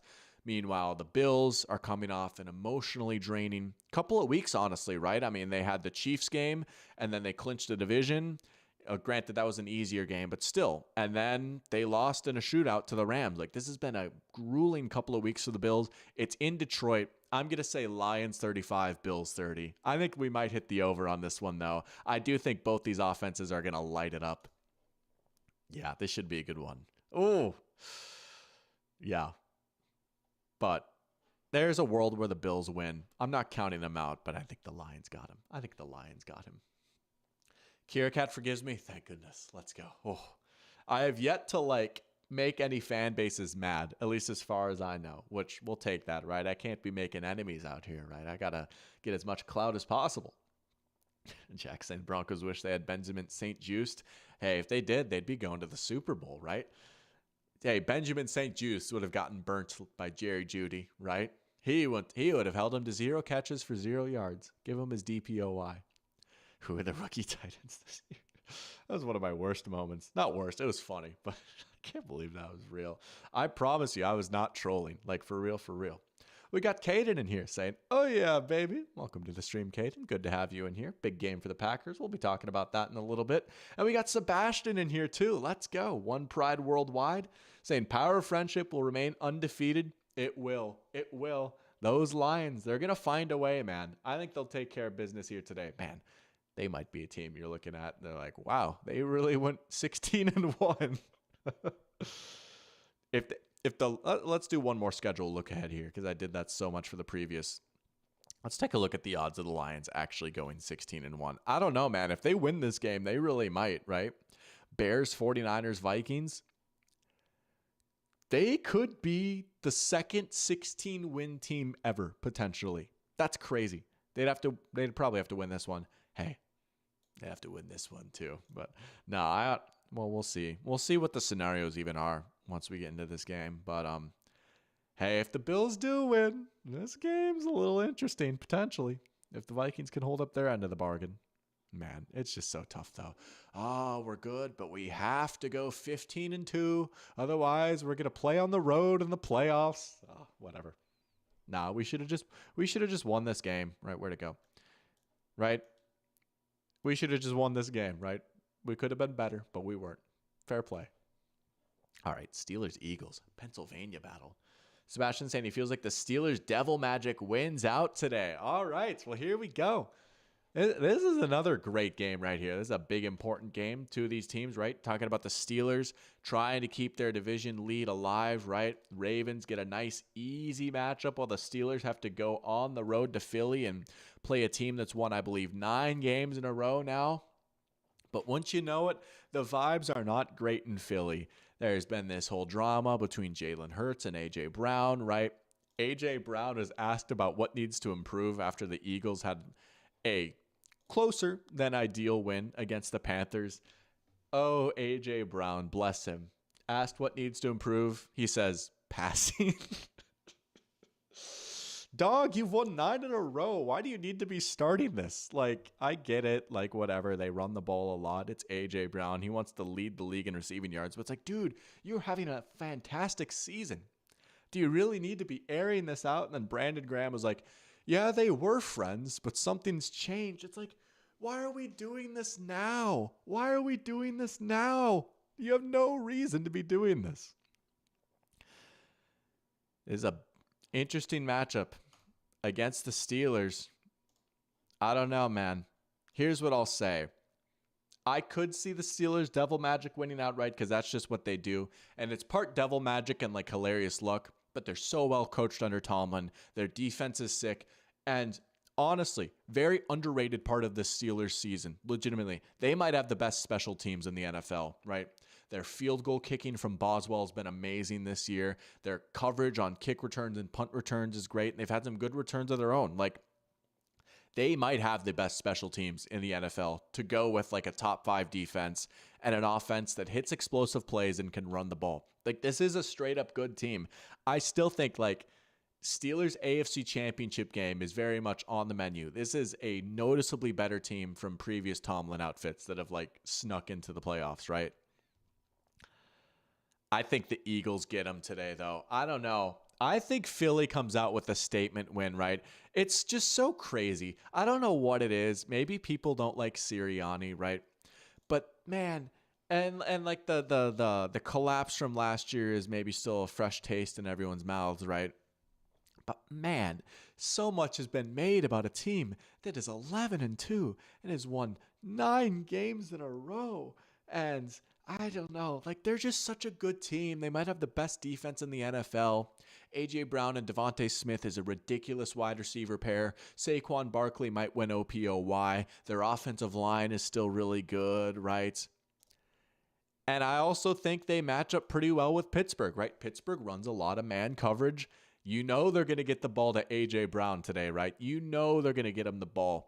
A.J. is going to get his. I like Joey Porter Jr. and some of these Steelers corners a lot. Hey, Beanie Bishop's been kind of fun, right? I'm not even saying like, oh, these Steelers corners are bad, right? Even like Dante Jackson's been kind of a surprise. It's A.J. Brown, dude. You could put any of those corners on him in man coverage. A.J. Brown is going to get his. Saquon will probably like grind out an 100-yard game. He might not have like the crazy Rams type of performance he did. And no George Pickens for the Steelers. That's the other thing, right? George Pickens out for this game. He's one of the most valuable players on this team. I know we had a nice little George Pickens, Terry McLaurin debate on here last week. Man, I think we're going to see how important he is today, right? This entire Steelers passing game is built off of deep passes, right? Russ just likes to chuck it. He's comfortable, right? Because he's doing the moonball stuff again. He's not just being Sean Payton's puppet. He can just run around and throw that thing downfield. And George Pickens is the guy, right? George Pickens is the guy. They go to him when they need a big play, right? He is their passing game. I know Mike Williams is there now, and he's been all right. But George Pickens is their passing game. I think they're going to really miss him today, especially against arguably the best defense in the NFL. I think Philly wins big. I think they might turn some heads. I think Philly could win like... We'll say 28-17. I think Philly really takes care of business here today. I like this Eagles team a lot. I really do. And I like the Steelers too, but man, I just don't see them scoring a lot without George Pickens. Maybe I'll be wrong, but I don't know. We've got some fun matchups in the trenches too. Both these teams have good lines on both offense and defense. Sebastian saying he agrees. The Steelers get lucky a lot of time, but they are well coached enough to pounce on those opportunities. Oh, I mean, Tomlin's just a beast, right? I love Mike Tomlin so much. It's not a coincidence that they're always doing this, right? They're disciplined and they're smart, and it starts at the top. Like Tomlin's just unflappableness, his cool composure, his hard-nosed grit. I know I'm just like saying superlatives or whatever. He just has it, man. And I just love that there's still coaches like him that are successful in the age of scheme lords. And believe me, I love a good scheme lord, right? I have a whole video about the Shanahan tree. But it's just nice to see good old Mike Tomlin with the aviator shades just nodding and giving a thumbs up to the camera, always giving hilarious sound bites, right? I don't know. That breed of coach is still alive and well in the NFL. And it's good to see Tomlin have like a good team. Now that we know what we know about the Steelers team this year, like looking back, it's like, man, they really got like a 9-win Kenny Pickett team to the playoffs. Like, that's just so crazy. I don't know. He's going to be in Canton one day, and I'm going to be here for it. But Caden saying, I might be wrong, but isn't their tush-push percentage higher with Kelsey? It probably is. Let's look that up. But I don't think it's been like a noticeable difference. Eagles tush-push success rates 2024. Like, I think... there's been I think it's maybe a little bit lower. Oh, in 2023, last year with Kelsey, it was 88%. Now it's down to 82%. At least in October. in late October. That might be different now. Okay. So it's a little less. I mean, that makes sense, right? You lose your Hall of Fame center. It goes down a little bit. But it's still like they're still easily the best in the league at doing it, right? Like, you know what? Nick Sirianni was right. Every other team tries to do it, but they can't do it like them. Like I bet you if I went through like every team, right? I've seen the Vikings try and do that a bunch. And like honestly, the Vikings hit on it at like 50% of the time. I don't know. I weirdly kind of like Nick Sirianni. I know he's kind of a D-bag a little bit, and I get that. I stand with Nick Sirianni. I don't know. I honestly think it's gotten to the point where he's like an underrated coach, but that's a conversation for another day. Let's talk about Patriots Cardinals. Caden needs a Demario Douglas legacy game for fantasy, I'm assuming. A little Pop Douglas pop off right here. Saying maybe worded that poorly. It's higher this year, I'm pretty sure. Not quite, but it's close. I mean, it's not like noticeable. It's not like they dropped to like 60%, you know? But this is an all right game, right? I feel like there's not much to say about the Patriots at this point. Drake May is fun. He is. Like, you know, they've been in some close games. Apparently there's some reports that Gerard Mayo is on the hot seat. But I don't know. I feel like we'll have more conversations about that depending on how the season plays out and maybe some of the candidates that are available. But Drake May has looked good, right? I feel like that's a pretty safe take to have at this point. He looks legit. He looks like a good pick. The defense is all right. Okay, how about this? Fun matchup. Christian Gonzalez versus Marvin Harrison Jr. Fun matchup between two really good, young, talented players. I might give the edge to Christian Gonzalez. We'll see. It's been a bit of a frustrating year for Marv. It's been a bit of a frustrating year for the Cardinals, man. And I get, like, the expectations weren't necessarily to make the playoffs this year. It was to show growth and development. And that they have, right? This team, you feel like they're getting there. You feel like they have the right idea. Gannon looks like a good hire at coach. Their GM, was it Monty Ossenfort? Is that how you say his name? He seems to be doing a pretty good job. I like their process. I like their regime. I like a lot of the players that they have. They're just not there yet, right? They might not be the fun, sneaky playoff team after all. They might be like a cool 8-win team, right? This stretch right here killed them, getting swept by Seattle and just barely losing to the Vikings, a game they easily could have won. They win one of those, they're still alive. I don't know. It's going to be hard to catch the Seahawks and Rams now, I think. But they win. It's at least interesting. They do play the Rams in a few weeks, but I think Seattle's the team they really have to worry about, right? Getting swept by them just kills them. But I like this Cardinals team. I like their direction. I think they're a little bit better than the Patriots. I don't know. I'm not going to spend too much time talking about this one. We'll say the Cardinals win 24-20. Patriots will cover, but they're another team that just needs to invest a lot in defense this offseason. All right. Here we go. One more game, and then we'll hit the Sunday night game. We're going to be going live on Monday night, so we'll be going live for both these games. I'm a little sad that Desmond Ritter's not starting in this game. There was a time where it was looking like he was going to. Dude, I wanted the Desmond Ridder revenge game against the Falcons so badly. I needed that so badly. I'm so sad he's not playing. I think AOC is going to play. That just breaks my heart. Oh, it would have been perfect. Desmond Ridder versus the Falcons on Monday night. I needed that. It's chill. The Minnesota Vikings play, though. But we'll talk about those games on Monday when I go live. But Sebastian saying, by the way, who do y'all think is the best offensive lineman player of all time? His vote's for Anthony Munoz. Yeah, that's a great pick right there. I'd say Anthony Munoz for tackle, John Hanna for guard if you want to dig in a little bit deeper, right? I mean, he was a Patriots guard back in like the 80s, I think it was. Tons and tons of all-pros, dominant force, was also a part of the Patriots team that at the time broke the record for most rushing yards in a season, and it was without like a premier back. Like they had Sam Cunningham, who was pretty good. Look at that. John Hanna, the actor, is the first one that comes up, not even the guard. 7-time All-Pro, 9-time Pro Bowl. Obviously, I never saw this guy play, right? But I read a lot about him in like Sports Illustrated, saw him a lot on NFL films. I mean, look at this. All-Pro, All-Pro. He finished 7th as Offensive Player of the Year in 1979. Was this the year that the Patriots broke the team rushing record? I think it might have been, right? Let's see. Yeah, they rushed for 3,600 yards that year. I believe the 2019 Ravens broke that record, But that's just insane.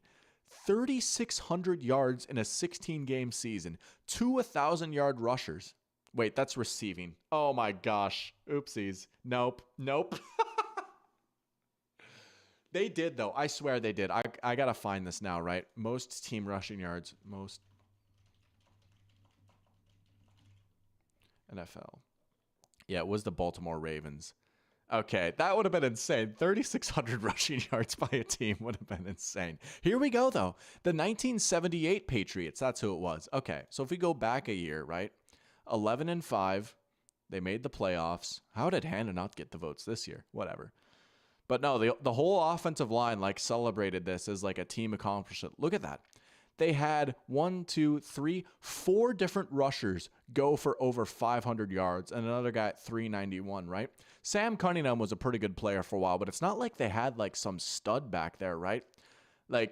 This is like an offensive lineman legacy season right here. I don't know. I do remember reading a Sports Illustrated article titled "Hannah Doesn't Fiddle Around," and it was about this season and how this Patriots rushing attack was so insane because their offensive line was just so good, and all these players and coaches were yeah, John Hannah just had the greatest season that I've ever seen. He was just unstoppable. But wait, I swear I heard on a podcast, Aiden O'Connell. I heard on a podcast that he was going to play.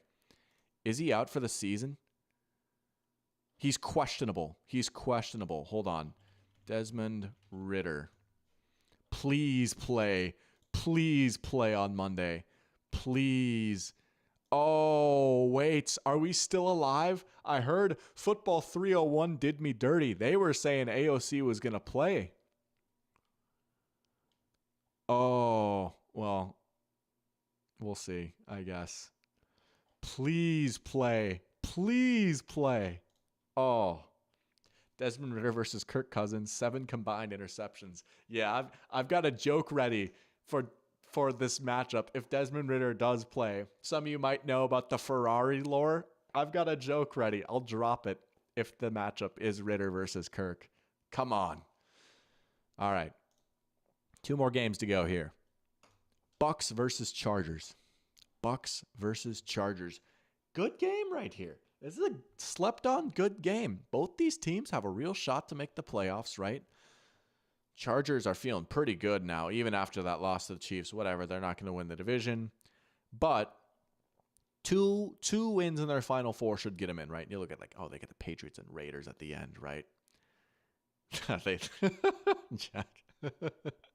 Who knows? Maybe. Meanwhile, the Bucks, they're hot, right? Mike Evans is back now. This running game is so sick. This offensive line is so sick, right? You want to talk about a fun little battle in the trenches. This is the ultimate Dr. Pigskin battle right here. We might be seeing some snaps of horns up NDSU legend Cody Mauk going up against the human forklift Puna Ford. That might be a matchup we see here today. NDSU Bison versus Puna Ford. Let's go. But yeah, I don't know. This Bucs offensive line, for all that's been made about how great the Chargers line was going to be and how much they're going to run the ball, the team with the best rushing attack in this game is absolutely the Bucs. Bucky Irving is questionable, right? I was saying that scares me a little bit for fantasy. If he's healthy and he's a full go, he's electric, but he barely played. But Rashad White has played some good football. He's maybe not the most amazing pure runner, but he's turned in some good games the past few weeks. How about Sean Tucker being a good third option, right?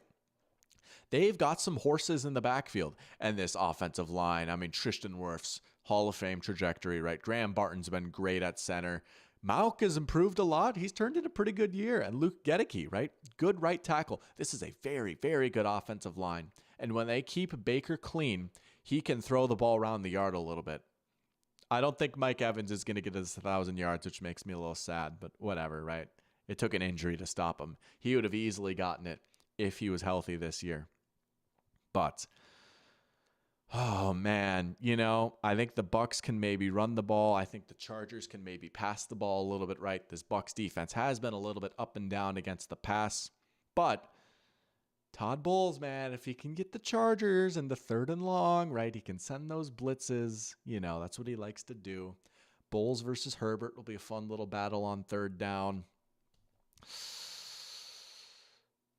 You know what? I'm going to go with the Bucks. They're heating up, right? I don't know, man. I like them to win the division now. A few weeks ago, I was skeptical. I was like, I don't know. Atlanta swept them, but Atlanta's really fallen off. I know they haven't played the best. Like, they've won 3 in a row, but they've been like a little up and down. Like some of the games they've played, like that Raiders game, they pulled away a little bit. That Panthers game, they could have lost. That Giants game, they just kind of smoked them, right? I don't know. I think we get a good Bucks performance today. Bucky Irving's expected to play again. I don't know if he's going to get like 20 carries necessarily. I don't know. And I like Liam Cohen a lot. Liam Cohen versus Jesse Minter is a great offensive coordinator versus defensive coordinator matchup. I'm going to go with the Bucks in a road upset. How about that? We'll say Tampa 24, Chargers 21. A close one. All right, one more. Packers Seahawks Sunday night. Let's go. Let's do this. This matchup rocks, honestly. This could be a great playoff preview right here. The Seahawks, here you go, Jack. What? How about this? I mean, think about how much has changed since that Thursday night stream against the 49ers, right? Think about how much has changed. Man, it was looking tough. They started out 3-0, then they lost 3 in a row. Oh, maybe they're not that good after all. The defense was just getting dunked on, right? The defense was struggling. Mike McDonald's a defensive guy. Did someone say Mike McDonald? Mike McDonald? More like, get him out of here. Not so fast. They endured some more bruises. They lost to the Bills. They lost a heartbreaker to the Rams, where they kept turning the ball over in the red zone. But they have retooled this defense mid-season, and all of a sudden, this is a tough, nasty, physical team. This is a team you can't run the ball on now, right? Think about how the 49ers just battered them on the ground. Oh my goodness, right? I thought, my goodness, like you can just run the ball so well on this team. Secondary has been a little up and down, a little banged up. This defense has been playing with its hair on fire for like a month now, right? Leonard Williams may be having the best season of his career, right? I mean, my goodness, the dude has just been unstoppable. He's been a beast, right? We all love Witherspoon. He's been awesome, right? Julian Love, we talked about him, right? Legitimate Pro Bowl, borderline all-pro caliber player. He's rewarded their faith with that big contract, playing some great ball. Kobe Bryant even a little bit. Reek Woolen, up and down, but hey, he's coming along, right? But man, like Ernest Jones, it's just been a godsend to this team. Oh my gosh, he's such a good player, man. I just can't believe that he's been traded twice since August. He's too good of a player to be doing that. Seattle got a good one, man. This defensive line has been good. And again, the offense. You know, no Kenny Walker last week, but Charbonnet went off. Geno has been getting the ball to JSN, who's looking really good. DK Metcalf is still a good threat. They are a tough matchup for this Packers defense that, man, I don't know. I think they're well coached under Hafley. I like this defense enough. Again, they've got some talent, but just the same story with them. They're just maybe not quite playing up to some of the talent.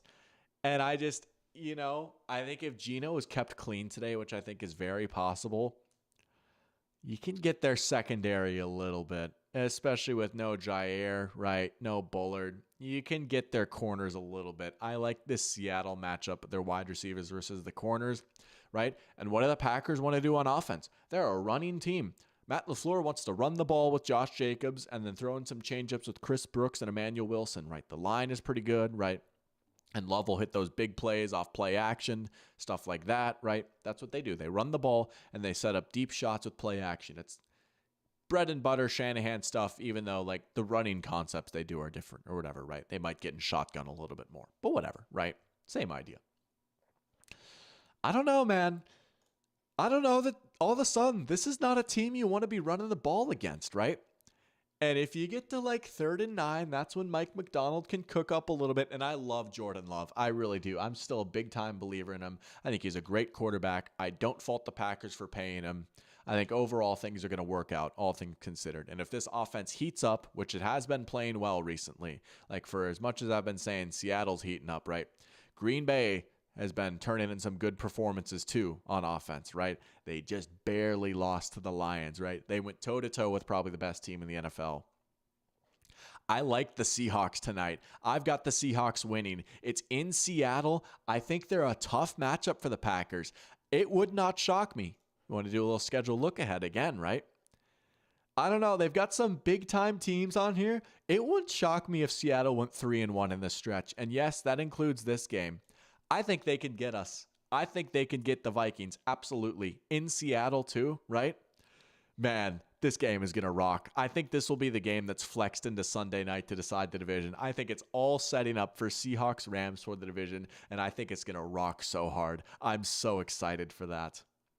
But I think they win here today. Man, this is a dangerous team. This is going to be one of those teams that no one wants to run into in the playoffs. They have a lot of talent. They're starting to play up to it. Ryan Grubb is coming along as an OC, right? They're starting to figure some things out in the run game a little bit. They've unleashed JSN. Give me Seattle. Give me Seattle 29, Packers 25. I think we'll get a good one. But I like the Seahawks at home. All right. Let's go be a degenerate real quick. I was gassing myself up a few weeks ago. It might have been a month ago at this point. I was like, good week, good year for me on Prize Picks. Still is. I'm still up a lot, I will say. And we're drawing closer and closer to the end of the season. And again, that money is going to go into a prize for the Pick'em Challenge, right? We're going to have a good amount. I will come out on top, which I cannot complain about whatsoever. And it'll be a nice little prize for you guys. Who do we like today? Again, just a little $5. Nothing too crazy. We'll try and build something decent here. We might go 2 players only. There's no free square this week. Oh, there is. Let's go. Wait, hold on. All right. Why do I only have 14 minutes? All right, we do have a Mahomes free square. Let's go. Jack says, same game plan, stop the run and things should be good. If not, it's going to be a long night. Yeah. I mean, if Jacobs does start ripping off some of those big runs, you're like, but I don't know. I honestly have faith in the Seattle run defense. I really do. All right. Lamar, passing yards. I'd prefer like fantasy score or something. Josh Allen. I don't really like any of these, to be honest. Receiving yards. Who's a receiver that I like to go off? Where's A.J. Brown at? Oh, did they take him off the board? There's no way. No, okay. I just didn't do the periods. 80s high, though. 80s high. I don't love that. That's pretty steep. 15.5. I get it. I mean, that's what happens when you bet on like beastly players, right? Is their lines are going to be high, you know? Is there any good combined? I like those combo ones. Passing yards combo, maybe. I don't know. We'll just come up with one more here. Receiving yards combo. Neighbors and Flowers, I don't hate. I don't hate that one. Judy and Hopkins. St. Brown Shakir's not bad. You know what? We'll do that one. I kind of like that one. St. Brown and Shakir. I think it could be a big Amon-Ra type of game. Lions thrown over the middle against those safeties. We'll do this. Just nice and easy. A little $5. Nothing too crazy, right? All right, there we go. It's just so easy. Maybe a little too easy. Gamble responsibly, obviously. But Sebastian saying Seattle's going to win because the Packers are still too sad about the refs not getting him every single call versus Detroit to focus this week. Yeah, that was something, I will say. Caden likes McBride yards. I'll humor you. I'll take a look at that. McBride. You've been a big Trey McBride guy. You know, he has been playing pretty well recently. He has hit that a lot. That's not a bad one. I'll hold off, but I don't hate that. He's like a top 5 tight end, I would say at this point. He might honestly be top 5, but that's going to do it. Got a little over an hour before the games start, but hope you guys all enjoy the games. Have a nice Sunday. I'll be back here again tomorrow night, right? A little Monday night doubleheader action. We'll be going live for Bears, Vikings, Raiders, Falcons. I'm going to be praying to every god in existence that Desmond Ridder plays. Please. That would just be the best thing ever. But either way, my favorite team, the Minnesota Vikings, on Monday night against the Bears. What could possibly go wrong? If you want a fun... I streamed the Vikings-Bears Monday night game last year. And again, as I allude to a lot, that was the ultimate Dr. Pigskin crash out on stream. And for the second week in a row, we have lost because we are cowards and losers. Hopefully I won't have to do that again tomorrow. But you guys take care too. Appreciate it, Jack. Appreciate it, Laywell. Oh, shoot. No, you're all right. I'll hit the Craig Bowl question. I did miss that. Hold on. Where'd that go? I saw it. Here we go. Little hypothetical. How does North Dakota legend Craig Bowl hold up as an NFL coach? I don't know, man. I mean, I will say when he was coaching NDSU, I was like 11, so I don't claim to know like a ton about what type of coach he was. I know he was more of like a classic like college-y coach, right? I don't know. And again, like I just had this beautiful speech about how it was so nice to see Mike Tomlin succeed, even in the age of the scheme lord. I don't really know that he has any NFL experience, to be honest. He did coach Josh Allen, which was pretty cool. I don't know. I could never picture him in the NFL, to be honest. And he's like pretty old too, I think, right? I feel like Wyoming will be his last stop, and he seems like he enjoys it there. He'd want to settle down there. Sorry about that. I did miss the Craig Bowl question. Sebastian asking if I would trade a Vikings win for Ritter appearance. Not a chance. No. Vikings need to win every game ever for the rest of the time. But I would take it a close game for a Ritter appearance. That's what I'll say. But that's all I've got. Again, you guys enjoy this nice slate of games, right? Hey, we'll find some diamonds in the rough in the 1 o'clock window, 4 o'clock window. Going to be cinema. Keep an eye on the AFC South. That's what I'll say. Keep an eye on the AFC South. Keep your eyes out for this video coming very, very soon. I might actually like sit down and edit it a little bit during the 1 o'clock window. I'll have like Red Zone up on one of my screens while I edit. But until next time, y'all take care. Have a good Sunday. See you again soon. The doctor is out. Let's go.